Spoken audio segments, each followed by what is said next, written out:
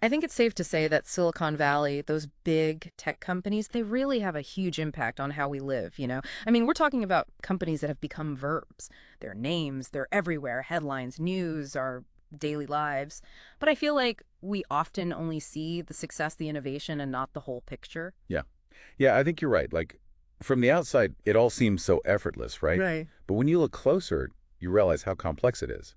It's a totally different world with its own rules and stories. And that's what we're doing today, peeling back those layers. Our deep dive today is taking us into the heart of Silicon Valley with Antonio Garcia Martinez's book, Chaos Monkeys.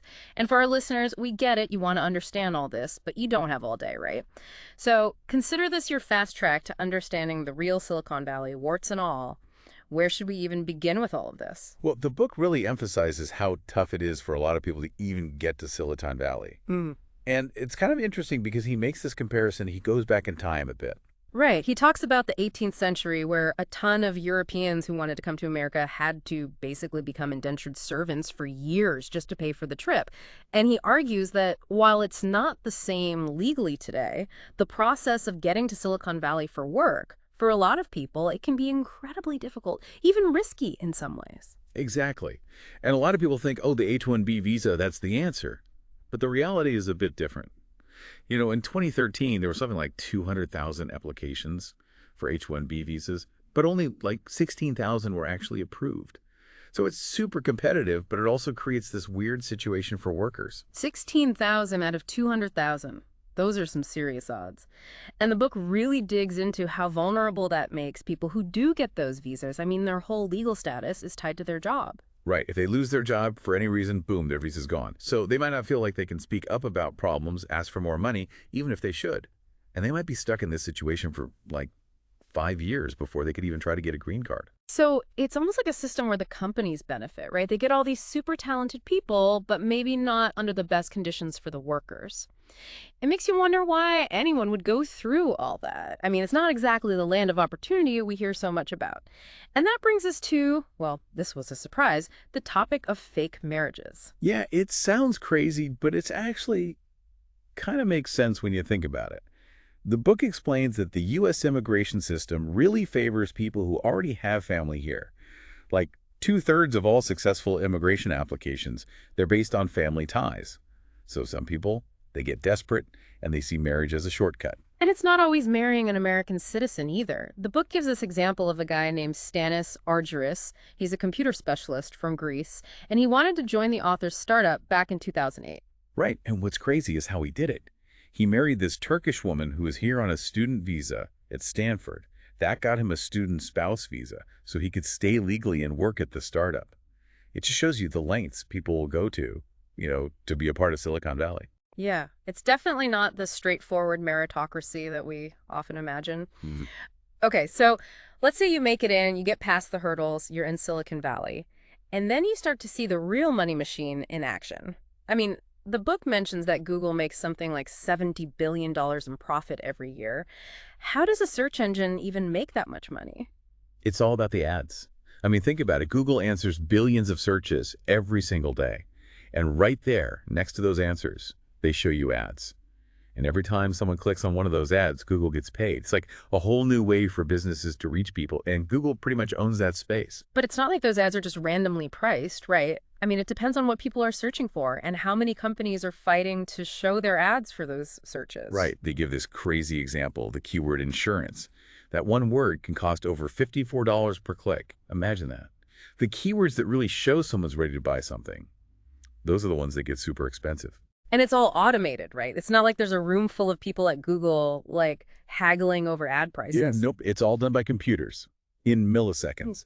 Every time you start typing a search, Google's computers are already checking all the bids from advertisers, figuring out which ads to show you and which ones are most likely to get clicked. It's a crazy system. That's why you see those search results changing all the time. Like you might search for, say, London furniture one week and see one company at the top, and then the next week it's a totally different company. It's all because of this silent auction happening behind the scenes. Exactly. It's mind-blowing how sophisticated it is. Now, let's talk about where all that money comes from in the first place. Before the billions, before the IPOs, there's this whole world of startup funding. And the book doesn't shy away from how risky that can be. Yeah. Funding a startup, it's like playing the lottery, right? Huge potential payoff, but also a huge chance of losing everything. It all starts with what they call the seed round, right? Right, the seed round. That's where the founders, they go to their inner circle, family, friends, anyone who believes in their idea. They try to get enough money to build a basic version of their product, get some users, and then hopefully that attracts bigger investors later on. But the book really lays out the risks for those early investors. I mean, obviously, the company could just fail and they lose everything. But even if the company becomes a huge success, the early investors can end up with a tiny piece of the pie. Yeah, that's a really important point. Like, imagine you invest $100,000 in a company and it ends up being worth $10 million. Sounds great, right? Right. But because of how the funding rounds work, you might only own 1% of the company. 1%. So much risk for such a small reward. But the book mentions something called a valuation cap, which is supposed to help those early investors. What is that exactly? It's basically like setting a limit on the company's value for that early investment. So if the company has a valuation cap of, say, $3 million and you invest that $100,000, you're guaranteed to own at least 3.3% of the company, even if it becomes worth $100 million later. Okay, so it's like a safety net, sort of. It gives those early investors a little more security. But as you said, the risk is always there. The company could still fail.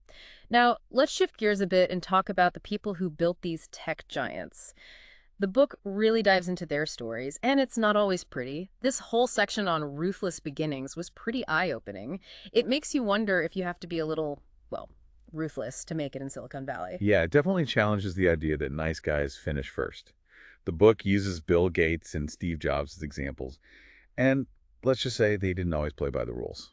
Let's talk about Bill Gates first. Everyone knows the story of how Microsoft got DOS right, but the book focuses on this one key moment that's kind of, well, controversial. So Gates found out that IBM desperately needed an operating system for their new personal computer. And he knew about this guy, Gary Kildall, who had created an operating system called CP/M that would have been perfect. But for whatever reason, Kildall wasn't too keen on working with IBM. And that's where Gates saw his opportunity, and he kind of, well, seized it, right? Yeah. He didn't waste time trying to convince Kildall.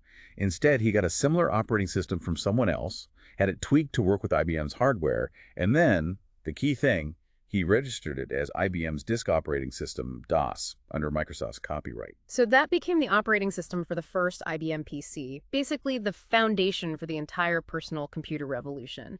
And Microsoft made billions from it, while Kildall and his CP/M kind of got left behind. It's a pretty cutthroat move. And what about Steve Jobs? He wasn't exactly a saint in his early days either, right? The story about Atari and the single-player Pong game is a good example. Oh, yeah. So when Jobs was at Atari, the CEO, Nolan Bushnell, he offered a big bonus, $100 for every chip they could save, to anyone who could design a single-player version of Pong. And Jobs knew this guy, Steve Wozniak, who was a genius engineer. So Jobs got Wozniak to do it. And Wozniak, he pulled it off, right? Yeah. He designed this amazing version that used way fewer chips. So there should have been a huge bonus payout. But Jobs, he didn't exactly share the wealth fairly, did he? Not really. He told Wozniak that Atari only gave him $700 for the whole project, and he split it with Wozniak, giving him $350. But the book suggests that the actual bonus from Atari was much bigger, and Jobs basically kept the rest for himself. So yeah, not exactly the most ethical move. Yeah. And these stories, they kind of paint a different picture of these tech legends. It definitely shows a different side to them. You start to understand the kind of mindset it takes to succeed in that environment. And it leads us to another big theme in the book, the importance of obsession and resilience.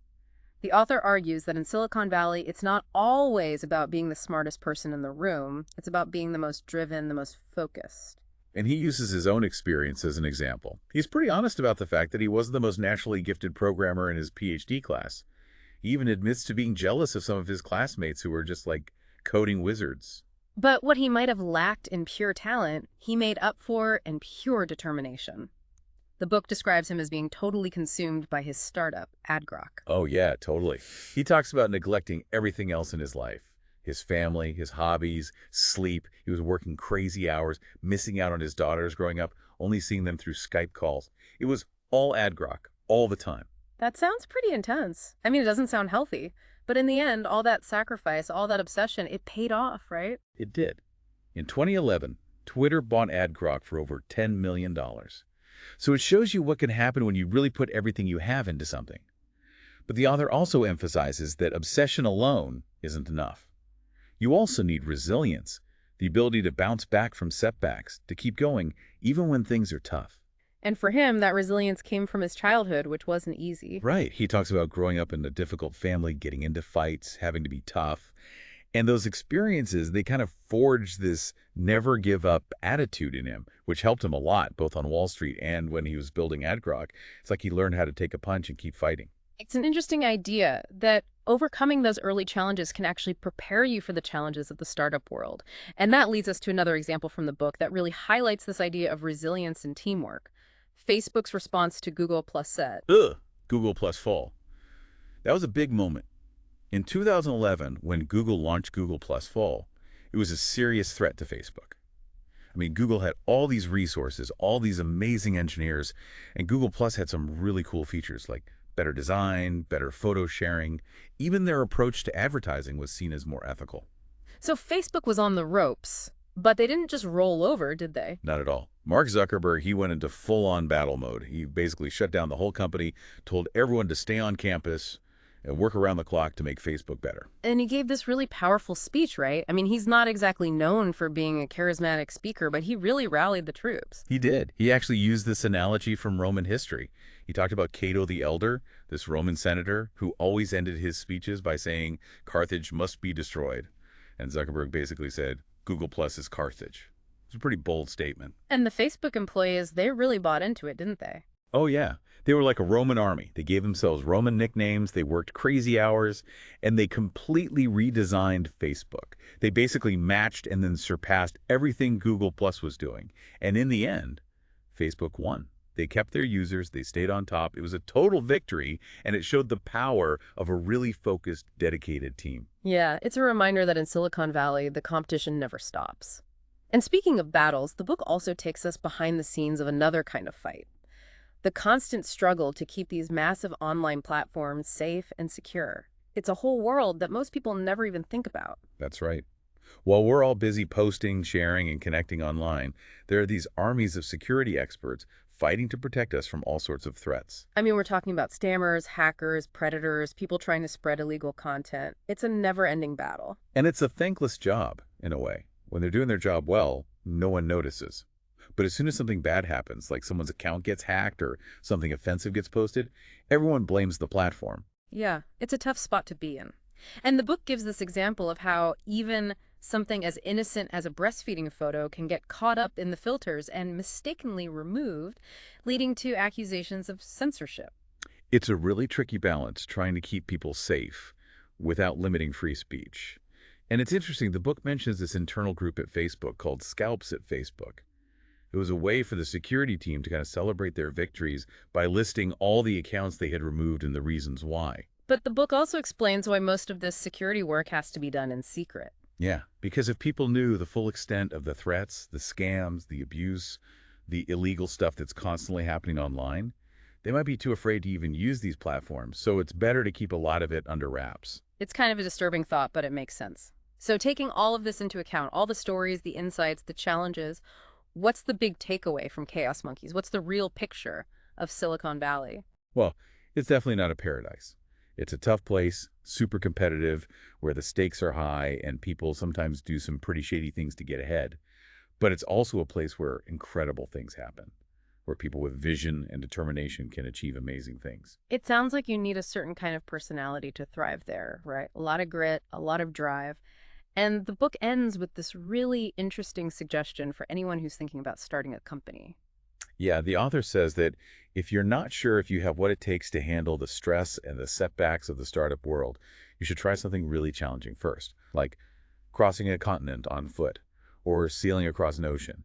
The idea is that if you can push yourself through something like that, you'll know you have the mental toughness to survive in Silicon Valley. So let's do a quick recap of everything we've covered today. We talked about how hard it is to even get to Silicon Valley for a lot of people, the crazy world of online advertising, and how Google makes billions from it, the risks and rewards of investing in startups, the less than perfect origins of some of the biggest tech companies, the importance of obsession, resilience, and teamwork. and the hidden battles being fought to keep the internet safe. It's a lot to take in, but hopefully it gives you a better understanding of Silicon Valley. It's not just about cool gadgets and overnight success. There's a lot more going on beneath the surface. And that brings us to our final question for you to think about. Knowing all this, what does success really mean in Silicon Valley? And what are people willing to sacrifice to achieve it? It's a question worth pondering, especially if you're thinking about diving into that world yourself.